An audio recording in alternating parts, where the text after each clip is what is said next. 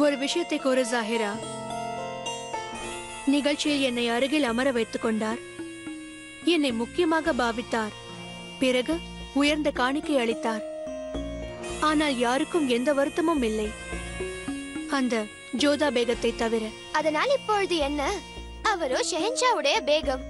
ஷெஹன்ஷாவிற்கு ஜோதா மீது தனி மோகம் இருக்கிறது.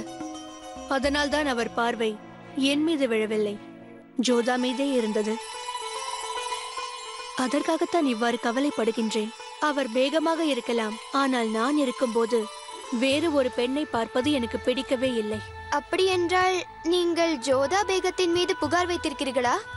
இல்லை, என் மீதுதான். முதல் முறை ஒரு ஆணை என் வசப்படுத்திக் கொள்ள முடியவில்லை. எனது கடைக்கண் பார்வை பட்டாலே போதும், ராஜ்யங்களில் பெரும் ரகளைகள் ஏற்படும். ஆனால் இன்று அது ஜோதா முன்பு தோற்றுவிட்டது. கட்டிளங்காலை அவருடைய பார்வை முன்பு யாராக இருந்தாலும் விழுந்து விடுவார்கள். நீங்கள் அவருடைய வலையில் விழுந்து விட்டது போல் தெரிகிறதே. அதாவது அந்த பாஷா மீது நீங்கள் ஒன்றும் காதல் வயப்படவில்லையே. காதல் என்றுமே என்னை தீண்டவே தீண்டாது, தெரிந்து கொள். ஆனால் நிகழ்ச்சியில் அனைவரின் முன்பும் நான் பாஷா அருகில் அமர்ந்த பொழுது என்னை அதிசய பொருள் என்று கூறும்பொழுது மயங்குவது சகஜம்தானே. நீங்கள் ரொம்பவும் யோசிப்பது போல் தெரிகிறதே.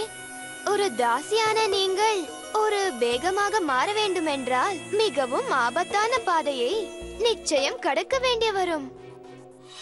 அதுவும் ஜலாலுதீன் முகமதுடைய பேகமாக வேண்டும் என்றால் சுலபமான காரியமா என்ன?